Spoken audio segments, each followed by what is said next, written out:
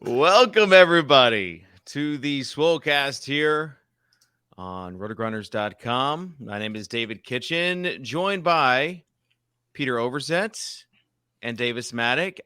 Tuttle said he would join, but there was conditions upon him joining. I fear we will not be able to meet these conditions. He said, I'll hop on if you can give me some insight on the distribution of ownership on, and they listed 4 pitchers. I would love to. I mean, what I've heard is ownership is a self-fulfilling prophecy. So you just say whatever numbers you want, and then the field will do that. So I can definitely help out with that. You just move the needle. Welcome, everyone. Leave comments. We're live. We're testing this new software. Every week is going to be a new adventure, and Peter and Davis have agreed to go on this adventure with us. I'm on the Swolecast YouTube right now. I refresh the thing, and all I see is a blank page that says "Waiting for Swolecast." There might be 2 different streams. No, it's live. It's live. I see it. I tweeted out the wrong link. Is what happened?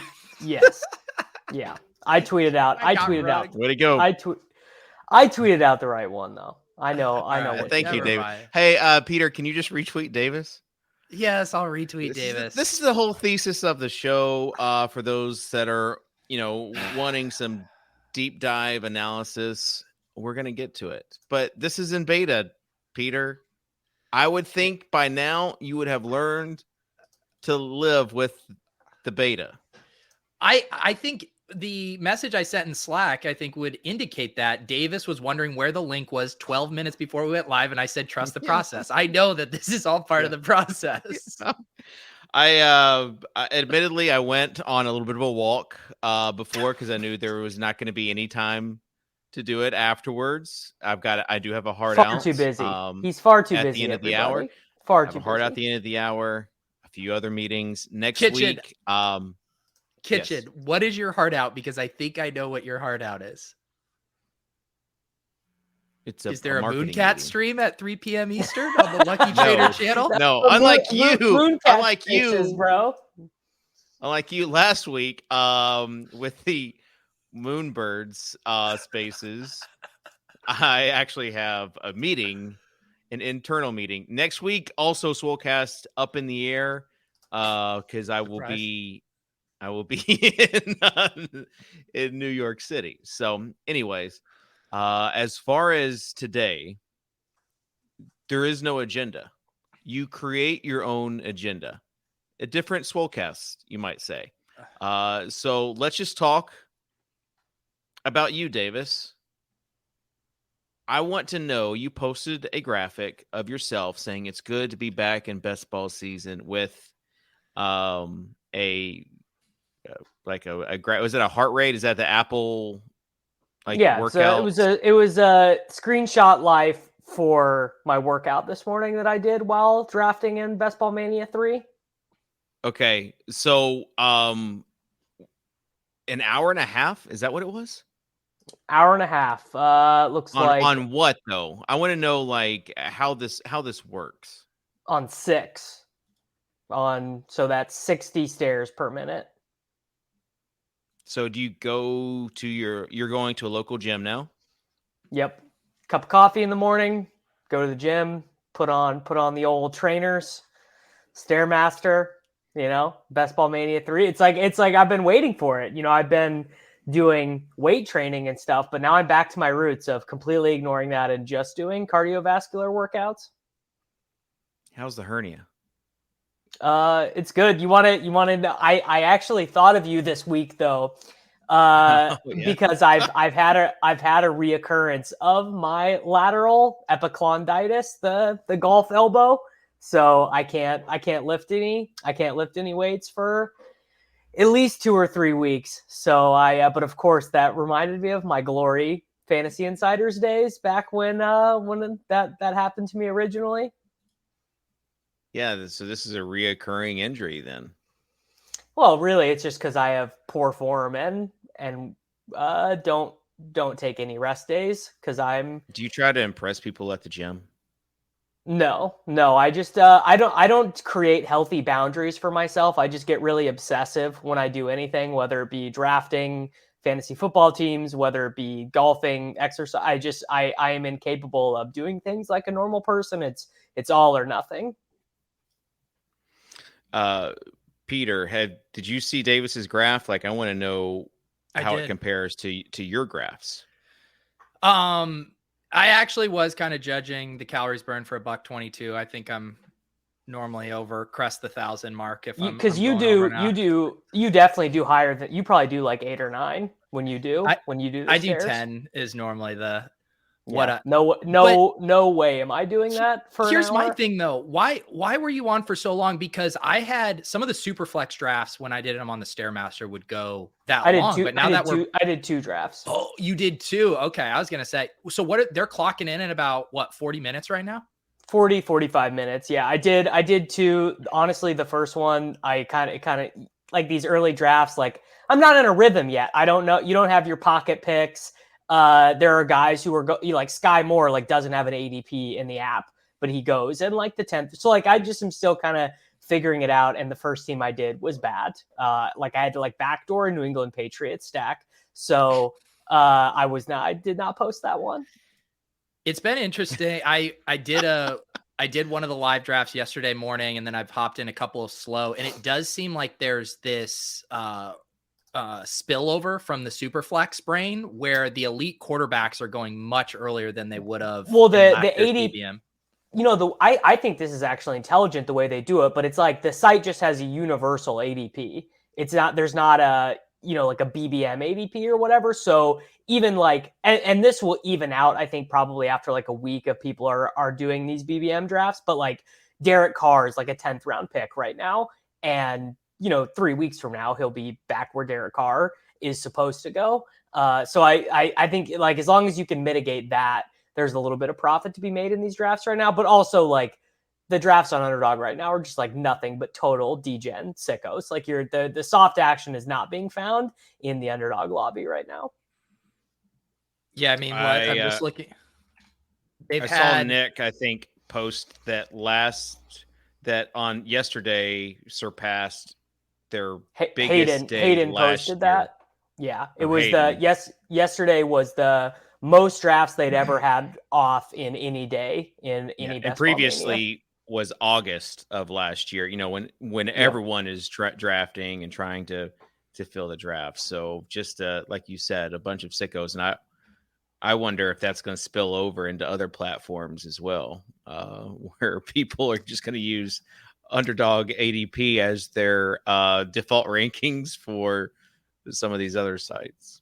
So the interesting thing, right? Like if this pace, I was just doing some simple math on 5,200 entrants so far. If we stay at this pace, we will be done in 86 days. So we would definitely fill well before the season started, which last year BBM3 filled what, like a day before, 2 days before, or BBM2. So everyone was trying to get into the small dog. Was it the poodle? The puppy. The puppy. Puppy, yeah. Once they poodle as a name. Once they open that, the fill rate is gonna decline naturally anyways. Like it obviously would never hold up on that pace, but the puppy also, when they launch those, it impacts the fill rate of BBM, which is fine.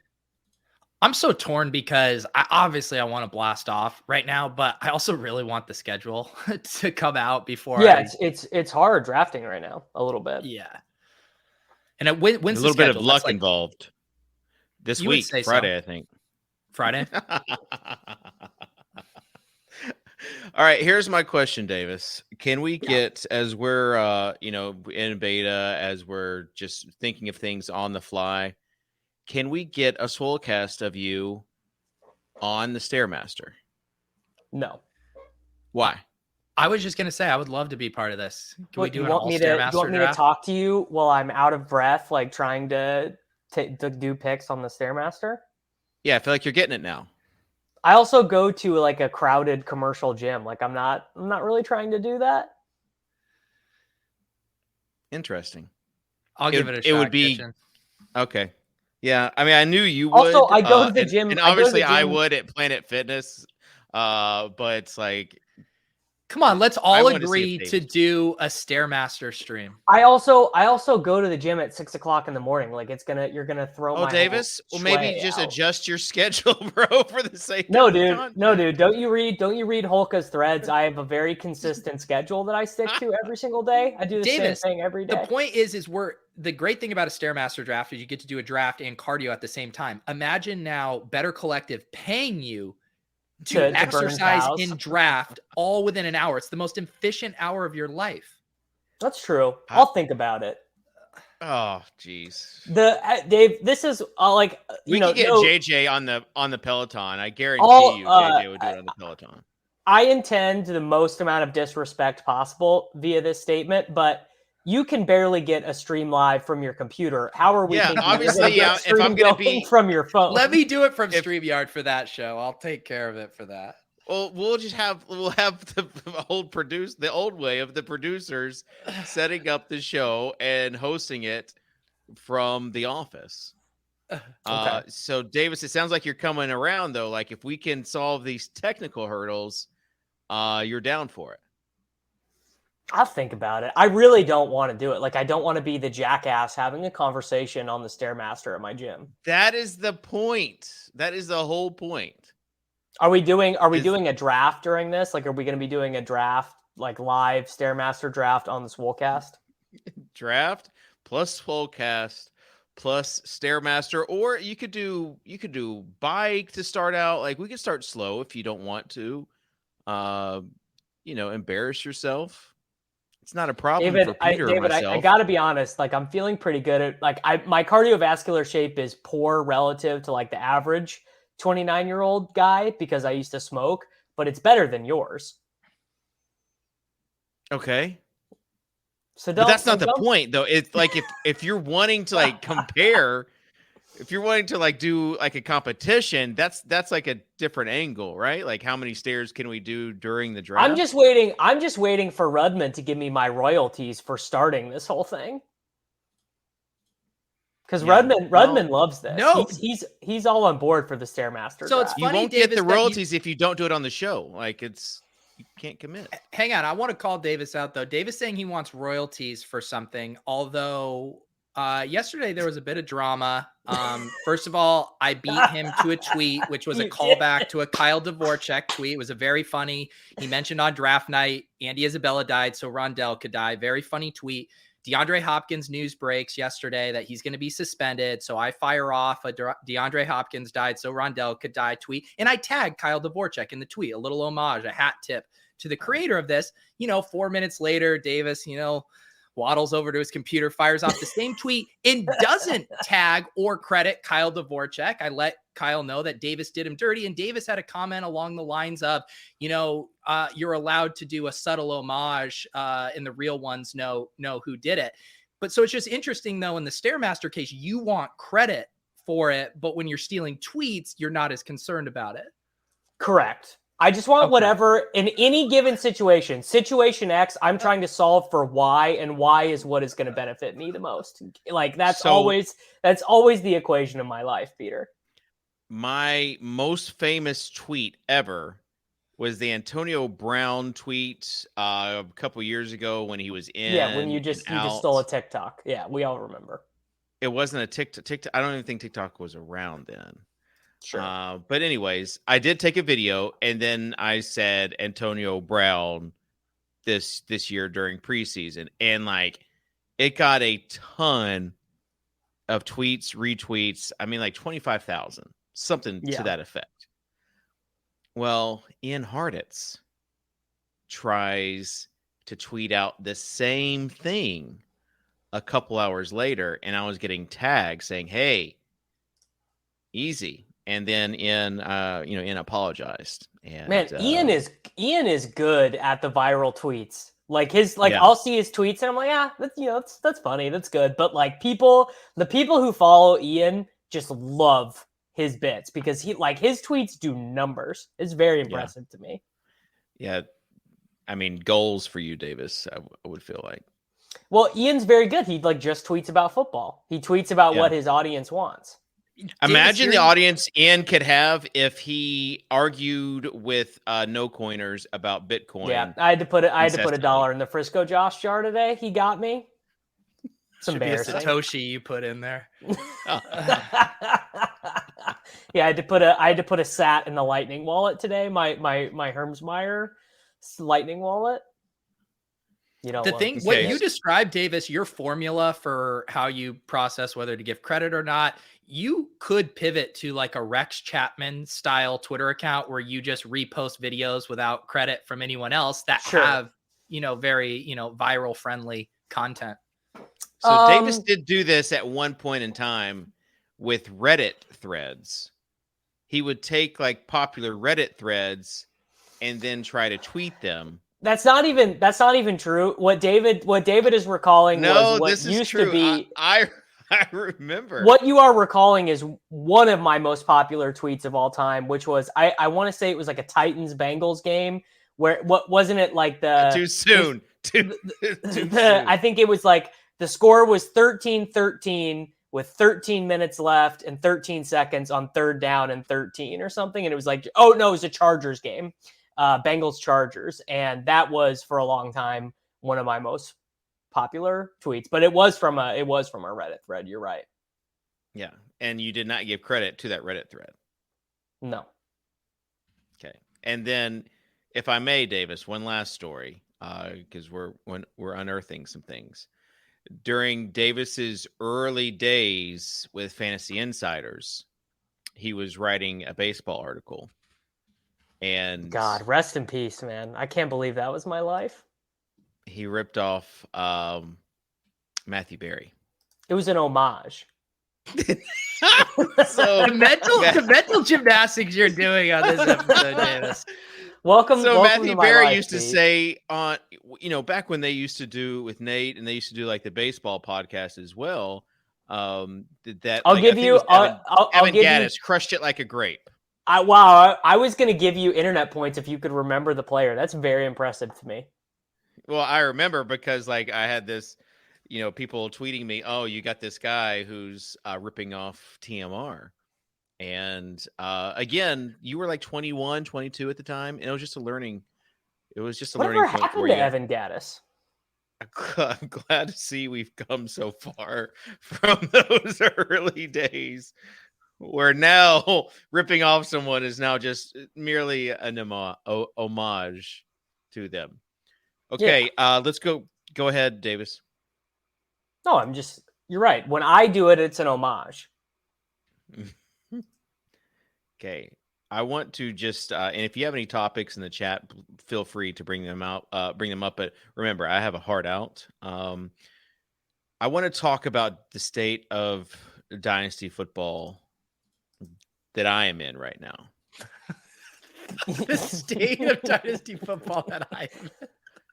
You had me in the first half. Yeah. So that I am in right now because of our insiders. Most people will remember if you listen to the show for any period of time that the whole best ball dynasty superflex tight end premium draft kind of started. Your greatest gift to the world. This team you have is a stone cold nightmare, David. Yeah, no, it's awful. But here's the thing in this league is that only like 3 teams are trying, and 9 teams are like trying to actively tank.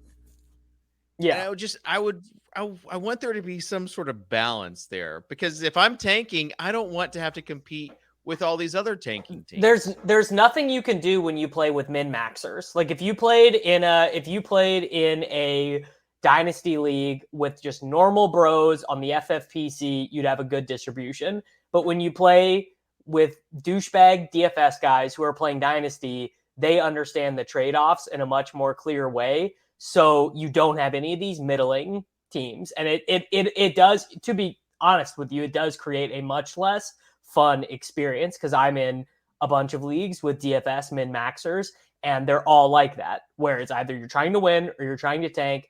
And honestly, there are always so many teams trying to tank. The buyers get the best of it in every deal. They get to make every trade for 70 cents on the dollar.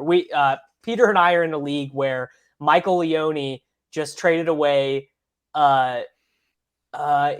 Derrick Henry, Aaron Rodgers and some top 10 wide receiver. I think it was Tyreek for the equivalent of like a first round pick and multiple seconds. And that was all he got. And the first round pick is in 2024. And he doesn't even have his own first round pick this upcoming year. So he's going to finish dead last, but not even have his own pick in the first, just because that's what you have to do.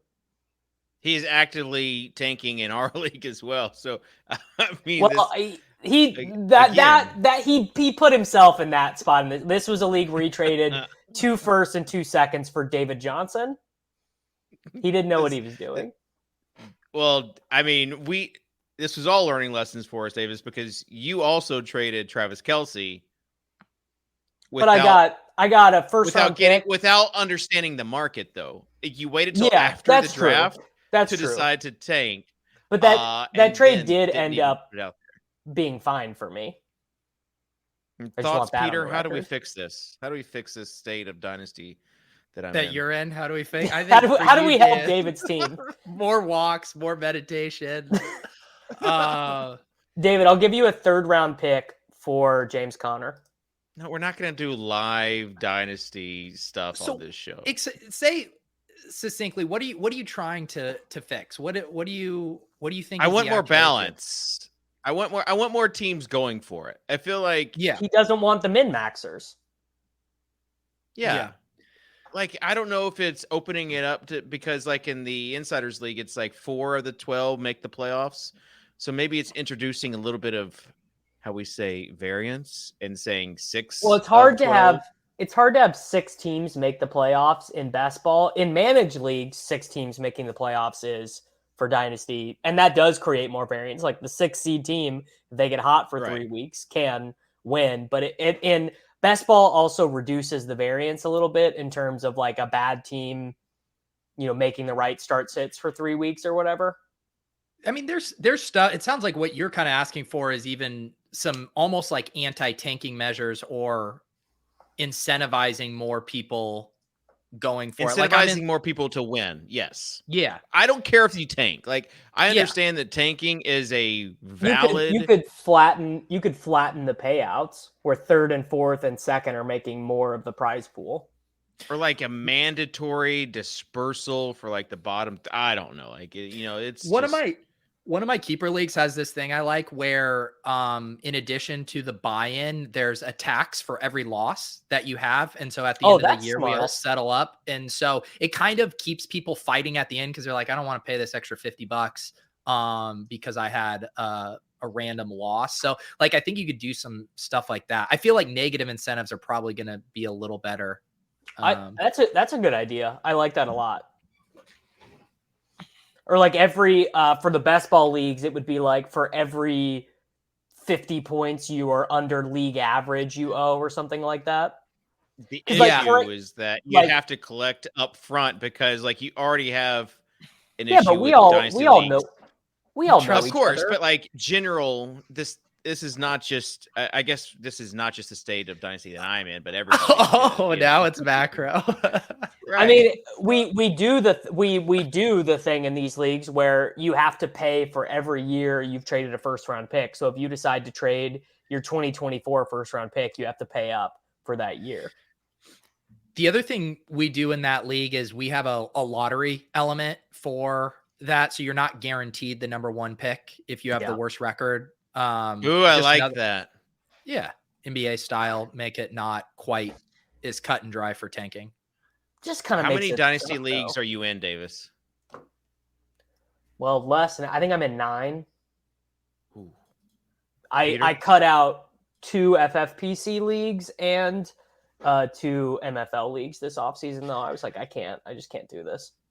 I'm in 4 or 5, but I'm down to just 1 strictly managed league. The rest are all best ball dynasty. And I co-own 1 with Leone and 2 with Bankmeyer. So Hermsmeyer? Is that what you call him, Bankmeyer? No, that's Dink. Can we get a reality TV show with Davis and Hermsmeyer co-managing a dynasty team together? We'd get along. Under that context, we'd have nothing to disagree about. I'm sure it would go swimmingly. Yeah, I'm in 2, and 1 was 3 years ago One was 2 years ago. What's the I second think I'm one ready you're for a in? third one. It's the best league ever that Brett Devine does. I actually have a really good team in there. David, this league that coming you and to I have been in has been running for longer than 3 years. maybe 4 years. When you create stuff, things get I mean, you're lost. the originator. I'll ask the Yeah. question everyone's wondering. Is Yeah. it the best league ever? It's pretty good, except for the fact that Britt manages it and just like beats you down with trade offers. And like we got this new guy in this league, and he was like, "Hey, I'm open for trades." Well, everyone, doesn't really no one's taking the time to send this guy all these trades. If someone says I'm open to trades, you just don't want to waste your time, right? Except for Britt, who grinds all the edges and I guess wears him down to this ridiculous trade. I'll never forget Britt tweeting out his Postmates referral code. That was an all-timer. Like, sign up for Postmates through my link, bro. I mean, He the Top does Shot grind all stuff the also edges. was interesting. We had to create a new Top Shot group because Britt was too emotional about the price of these moments. Turns out he was right. Sell all your bags. That's get what. out. Oh, all right. Peter, it's your turn to choose a topic. Thank you, Dave. Let me Yep. check my section here of notes. All right. How about this? Since we are in BBM 3 season, everyone knows the top rookies, all the first round pick guys. But who are these super deep sleepers that have a chance to be this year's Chase Claypool, that have a chance to be this year's Elijah Mitchell? Who are the guys that we should be grabbing before their ADPs? Have you ever heard of Justin Ross? I have, but I have a hard time envisioning him being relevant this year. Jalen Tolbert is probably the wide receiver. Probably gonna end up starting for the Cowboys by like week 3 or 4. Tyrion Davis-Price, the 49ers third round running back. Brian Robinson, he's super sneaky, I think, because the Washington Commanders, they just like will never commit to Antonio Gibson. Like they keep playing. They're playing Jarrett Patterson. His rookie year, they were playing Peyton Barber. Like they just always want to give another guy some touches. So I drafted Brian at the end of the third in the league that I actually have a good team in, because nice. Good when for you dude. think about best ball, the guy, it just feels like when they drafted him, they're just telling everybody this guy's going to vulture all of the touchdowns inside of the 5-yard line. Keontae Ingram for the Cardinals. He's like the best ball bros loved Eno Benjamin. He's like the new Eno Benjamin, but like a bigger guy. So, and they don't really have anyone behind James Conner. It's Eno Benjamin, Keontae Ingram, Jonathan Ward behind him, but they've never really given Jonathan Ward offensive touches. He's always been a special teamer.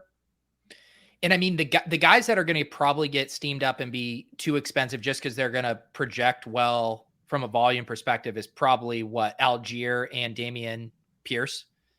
Because people are just going to be able to, yeah. Algier is like going to be drafted in like the 7th round by September, probably. Yeah, probably comparable to where Michael Carter was going last year. Which worked out. Carter, we had like 800 yards and 4 touchdowns. It was fine. Yeah.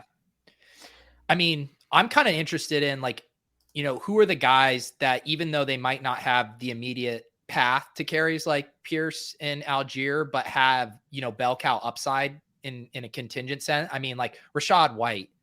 I mean, he could be the bell cow if Fournette gets hurt, right? Your fantasy BFF is like insane about Rachaad White. These takes he was flying off to me yesterday. It's like he's got him ranked at like the back end of the first round in these rookie drafts. He loves Rachaad White. I don't know if I see that. Do you know what, Pat? Pat doesn't love Rachaad White. He loves betting against Leonard Fournette. That's true. Yeah, that's a good point. That's his favorite pastime. Isn't White like the people were talking about being like the next David Johnson type player, and that's why they need. Yeah, Fournette, I think that's actually a really good comp. Yeah. Here's, if I may, Davis, still your next topic that you're going to go with. Here's my next topic. The Ravens and the Titans, as it is now, and their wide receivers, like, There's money to be made if you guess the second guy. Right. Like, what are we doing with this? With like Duvernay, like we talked about it a little bit last week. I'm not doing anything with them yet. Like, not like if you had some inside beat, or if you're like the world's biggest James Proche fan, and that's an angle you want to take in the 18th round, I have no issue with it. I'm just not there yet. Yeah, I just, in these dynasty drafts, especially, like Duvernay's going, and like NWI, they're going with these guys that you don't even know if they're going to make the team this year. Well, Duvernay will make the team because he's a special teamer, but Westbrook might not. No, Westbrook. What? NWI is making the team, Davis. I'm talking about these other rookies. They could sign Jarvis Landry. They could sign Odell Beckham. No, they just signed Westbrook Akeen to a new deal, and I think they liked him enough where they decided to go cornerback instead of wide receiver. They cut Josh Reynolds last year after signing him to the free agent deal. So you're probably right. You're probably right that they like him. I think Tennessee is a little more settled than the Ravens, because you're going to have Robert Woods and Westbrook Akeen. The Ravens, you could see someone pop up who like is not being drafted, like see 85 targets. I mean, because the real thing is they need someone to fill the deep threat role, right? Yeah. I mean, who's going to fill the Marquise Brown? They're set over the middle, which would be Duvernay, I think. Taking the top off. Is Duvernay a better off. deep ball than Tylan Wallace? I mean, Devin Duvernay. Let's see here. I'm just gonna guess he ran a 4.4. Let's see if this is true or not. 4.39. Yeah, so that would make him better than Tylan Wallace, who was like fine. 4.49 for Tylan Wallace. Yeah. Yeah, and then you got in Baltimore the two tight ends being drafted, reminiscent of however many years ago. Charlie Collar, I think, can play. I actually think they will use him. He's going way lower than likely. Collar was a really good receiving tight end at Iowa State. I like him. I also like the guy the Eagles took, Grant Calcaterra. I figured you would have liked the guy that the Titans took. Some team just signed a basketball player, power forward. Let's see if I can dig that up. This is Chig. I just want to say, the Maryland guy. Yeah, I do like him. People are saying that he might be the next Jonnu Smith with the Titans. Oh, God. The Browns. That's the quickest way to Davis's or Kitchen's heart. The Browns signed tight end Marcos Santos Silva, 6'6", 260 power forward, who played for Texas Tech and is now signing with the Browns to play tight end. First show to tout Marcos Santos Silva. I mean, just to not to, be the wet blanket on the rookie hopium parade here, but we have gotten pretty spoiled in these past years with really big impact rookies, superstar rookies, the Jamar Chases, the Eli Mitchells. Like, we could just get rugged hard this year where like none of these guys are fantasy relevant. Like, that is within the range. Could be the year to just be drafting dusty old vets like Damian Williams. Like if Damian Williams leads the Falcons backfield in touches, is anyone really that surprised? I don't think I would be. No. Or even so you're saying the year Leone wins BBM3 because it's just 38-year-old players on its roster. My next talking point was I think every Chiefs pass catcher is underpriced, other than Travis Kelce, obviously. But there's like 40 of them. That's the thing, is the market is throwing up their hands and saying, we don't know if it's Juju. We don't know if it's MVS. We don't know if it's Hardman. The market is saying they really like Sky Moore. But so I think probably like the average outcome is none of them end up being that good. They kind of all settle in between that like wide receiver 28, wide receiver 40 range. And none of them have like a great fantasy season, but they could, right? Like MVS could just run hot on deep balls and score 10 touchdowns. Or Smith-Schuster could just, be healthy, and the Chiefs are running this like West Coast ball control offense, and he sees like an absurd target share the way he did when he was in his second season for Pittsburgh. Like I just want to take stabs on a lot of those guys because the market is kind of giving them to you. Smith-Schuster is like 6th round, but the rest of like MVS in the 13th round, Hardman in the 15th round. Like I know we joke about like I'll never stop martingaling Hardman, and I won't. But these are like very equitable prices. I think I always like viewing those situations through this lens. Not that it's the end all be all, but which one of those non-Kelsey receivers has a chance to be a top 36 pick in fantasy drafts next year? Probably only Sky Moore, right? No, Sky I think Juju definitely can. You think Juju could be a third round pick next year? Especially if Travis Kelce gets hurt. He's a one-trick pony, Davis. It's a really valuable trick though. Jarvis Landry never ran anything but like 6-yard dig routes and was a wide receiver, was a top wide receiver. Jalen Waddle last year. They didn't throw the ball to Jalen Waddle down the field at all. Drafting Landry in the 3rd round? Yes. Yeah. Maybe you were.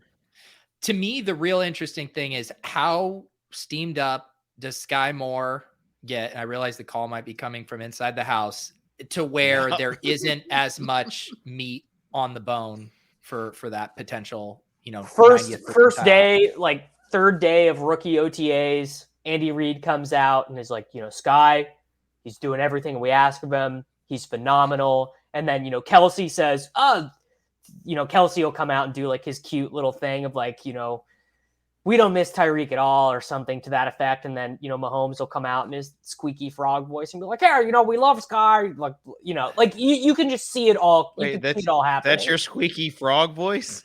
I mean, the thing is Patrick Mahomes' voice just sounds like my voice. So it's hard for me to do an impression of my own voice. So yes, I took him yesterday, end of round 10. Smash it every time. You're going to have that for like 4 more days. Yeah. Because right now you literally can't, you have to literally search for him. He does not have an ADP in the applet. You have to literally search for him. Yeah. I would say if he ends up higher than where Jalen Waddle was going last year, which was kind of like mid 7th, I think was probably about his peak. That's where I think you start to get really, really nervous about what upside there is there. No, I agree. And I think your point is that of these guys, Sky is the most likely to be top 36 next year. And I think MVS and Hardman are drawing completely dead to go that high. Like, I think those guys, but it is best ball, remember? So like I was saying this to Leone in a totally non-tongue-in-cheek way. But like, I don't care about how many total points Marquez Valdes-Scantling scores because I feel really confident he's going to have like 4 weeks of 20 plus. Like I feel pretty confident in that. And for best ball purposes, I love the ambiguity for the Ravens situation, for the Chiefs situation, because one of my pitfalls in previous years has just been smashing the same wide receiver 3 or 4 over and over, where it just makes it easy. Take some Duvernay, take some Tylan Wallace, take some Hardman, take some MVS, just like split your exposures because we have no a chief in every draft. By the way, just while we're here, Ronald Jones is also like a 14th round pick and is like a CEH ankle turn away from having that backfield to himself. Might not even take an ankle turn. CEH, by the way, I'm not going to be able to help myself there either because he's like a 9th round pick. CEH is going after Michael Carter. The market Davis, is drafting... it kind of sounds like you're high on Chiefs players this year. It's just that okay. You've named every single Chiefs player. Obviously, I am, and I think that the market will correct this moving forward. But right now, the total lack of certainty on what their offensive distribution is going to be like means that all of their players are like a factor too cheap. And I think maybe that'll be, if CH is a 8th round pick and Ronald Jones is an 11th round pick, Sky Moore and Juju are going off in like the 7th and the 8th. Hardman gets up to the 13th. MVS gets up to the 14th. Like those are all appropriate prices, but they're all just a smidge too cheap right now. That's all I'm saying. Okay. I'm going to ask you in a few minutes about your hot take from this draft. You need to make a bold hot take that we revisit in a year. So, Davis, it cannot be Chiefs related. Make it something else other than being Chiefs related. Khalil Shakir, we talked about. Nick says with the Bills with Beasley and Sanders gone, he has been getting a lot of steam. Connor says James Cook exciting too. Both these guys are all over the Twitter timeline right now. So how high is too high for these guys, Peter?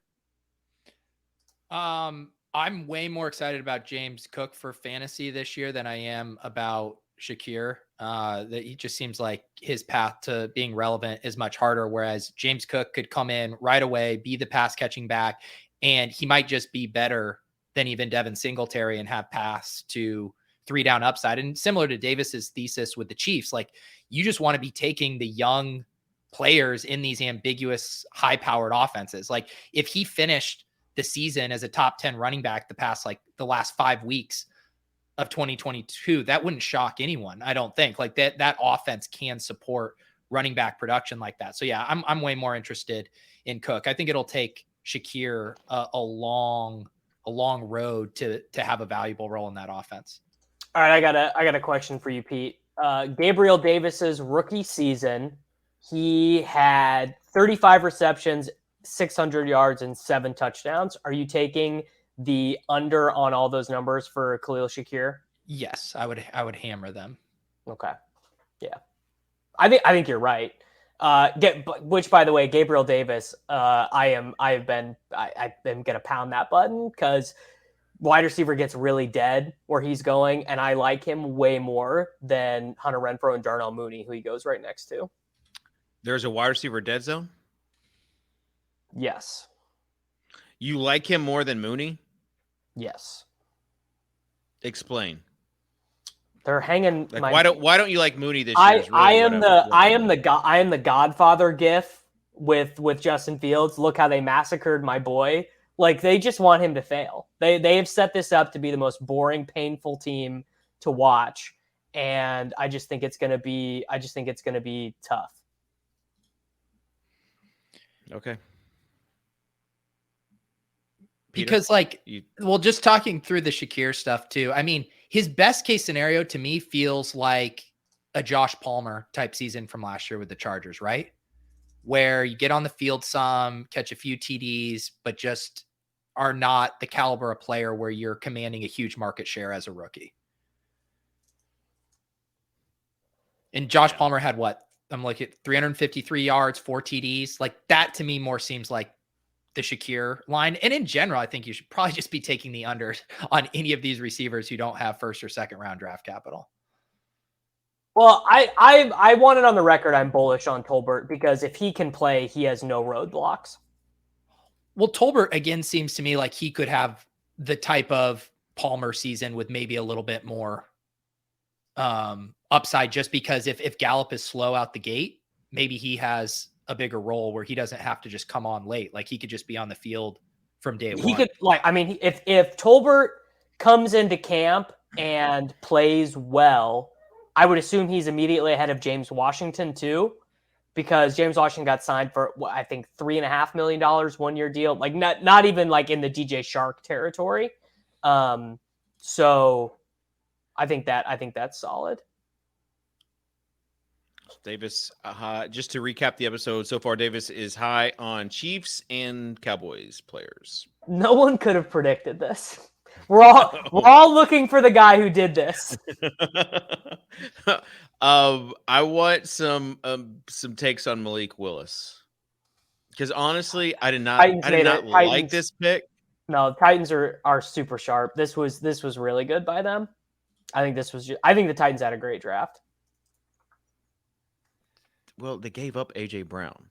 Well, here's my thing. They got if you're Burks, planning buddy. for the future, yes, they had a good draft. I just think they should have capitalized on now. This is not dynasty in the state that the Titans are in. This is like you play to win now. And I don't think they're better after the draft than they were before. No, because I think they did some very good self-reflecting.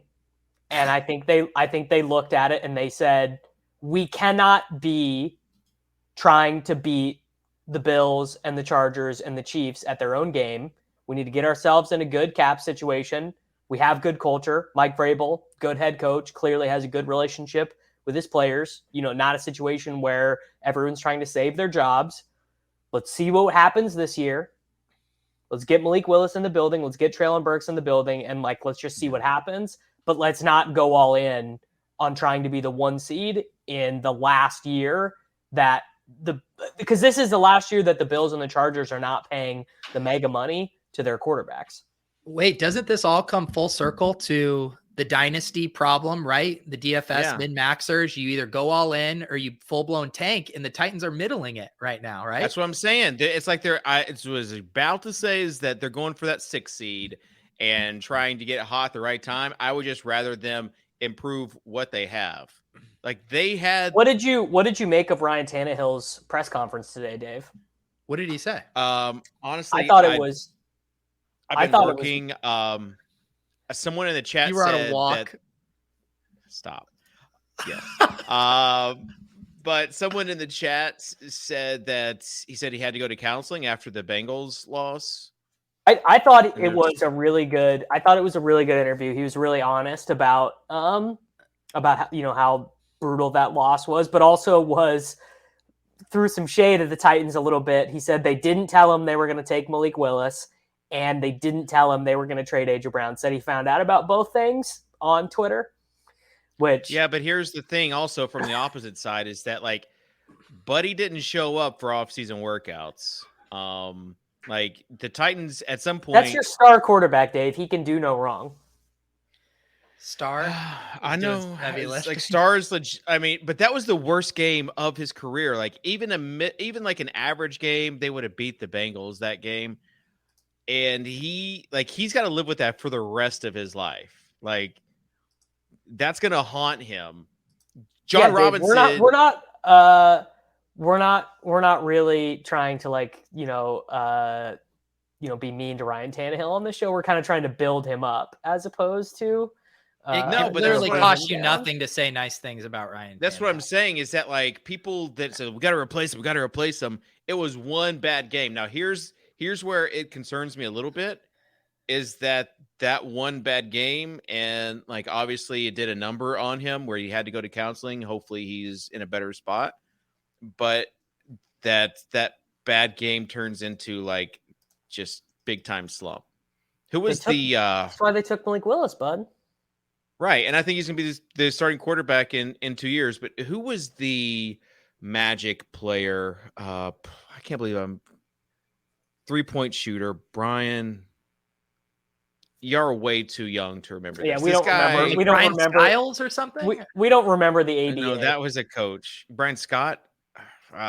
Someone in the chat. Who is the Magic player that missed those free throws at the end? And he could never get back on track. I do know who you're talking. I do remember this, but I don't know who it is.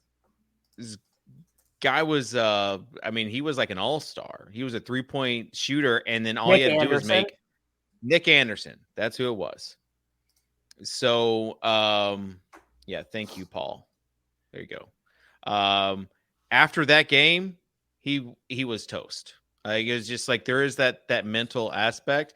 And that's what my only concern about Tannehill is, because I still think he's a legit quarterback. But what's the difference in a year from now from he and Malik Willis? I don't know that.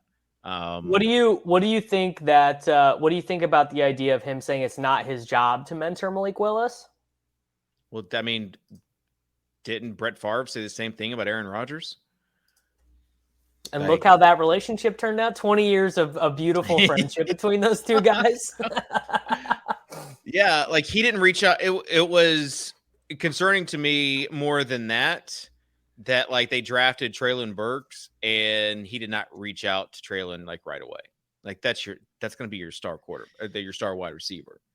And I think we probably should should stuff reach out to him. Play out, right? These players, we see it with the Kyler Murray scrubbing his Instagram. This is how they're able to be passive aggressive. He was clearly upset that he wasn't in the inner circle for some of these moves. And now how can he be petty and show that he's not happy, not reaching out to Burks, saying he's not going to mentor Malik Willis? It's his only recourse for getting back at how the Titans handled it. Yeah. So we'll see how that plays out. But Have we talked about the Packers on this show yet? We talked about all these teams with a completely bereft wide receiver depth chart. Are we not going to talk the Packers? No, Are you high on Christian Watson? Watkins, Lizard King himself, bro. He is FFD, and you can. I mean, if Sammy Watkins has 900 yards and 6 touchdowns, who's really surprised? Not me. I would be surprised. I've always believed. Davis, no, for the past 3 years, all you've said about Sammy is that he is dust. Like that's like you're actually use the word Sammy. You're actually this is revisionist history. What you're actually getting wrong is that when he came into the NFL, I said he was dust. He was really good, and then he has been passed around the NFL like a half-lit joint, and I've been chasing him. How old is he? 28, I believe. Peter, can you verify that? He's 28. Right. June he was 14th. drafted in that 2014 class. Yeah. Yeah. So I said it was like Odell Beckham. Like I said, he sucked when he came in. He was good. I came around, and then I got burnt on the back end. And Sammy Watkins, he's going to get me both ways. Yeah. He got me coming in, and he's going to get me going out because I will continue to chase him until he retires. Sammy in cold weather with those soft tissue injuries, it's just a recipe for disaster. I have the solution for every single thing you said. So this is what you do with Rodgers. You stack him with both Sammy Watkins and Christian Watson. Sammy Watkins carries you through the warm months, the early fast start for the veterans. And then Christian Watson is the hammer that comes on weeks 15 to 17. This is why they pay Pete the big bucks. Easy game. Easy game. Correct. All right. All right. I do think like, I'm kind of interested in Sammy Watkins as well because Rodgers, I mean, Christian Watson better be getting these breakfasts in now, going on fishing trips with Rodgers. I mean, because if he doesn't get in his good graces, we will never see him. This is the point that needs to be made, which is that if Watson like looks at Rodgers wrong the first day of training camp or like comes up short on a deep ball in a preseason game, like goodbye. Enjoy it because you're never seeing him again. What are you doing about the tight end situation there? Punyan. He's back. Sucks. Yeah. Off of an injury. He wasn't even supposed to be the guy there. And then you got DeGuara or whatever his name is. He's an in the mix. mix. He's like Kyle Juszczyk. Got any Johnny insight for us, bud? No. Don't. That would be the insight is just don't. $16 million a year fullback. Belichick does it again. Oh man, the Patriots draft is just losing. He's losing some of that luster that everyone was piling on like 4 or 5 years ago about what geniuses they were. 5 straight like F- drafts. They're so like it's always interesting to see everyone else's reaction. All right. I do have a hard out. So, guys, we have to get off the show. But I want to get your final thoughts and takes as far as bold take. We're going to do it before anyone else does it. Bold take right now for the 2022 season. What is it, Davis? Jahan Dotson sucks. He'll end up being like the 17th best wide receiver from this class. And he will wash out of the NFL and be in whatever spring league just Cody Main and Justin Freeman are touting in 2025. Okay. So Dotson sucks. Peter? All right. I'll do a more positive one since this is, trying to foster a positive work environment. It costs nothing to be nice to your friends. And a guy who we have not talked about or mentioned yet. I will say David Bell is a 4-5 turn pick in 2023 underdog drafts, indicating he has a very nice year. Kitchen, you got to get to your Mooncat stream. Yeah, well, no, I gotta get to my meeting. Let me know. You're gonna be in the chat for that Mooncat stream. You wouldn't miss that for the world. He wouldn't miss that Mooncat stream for 32.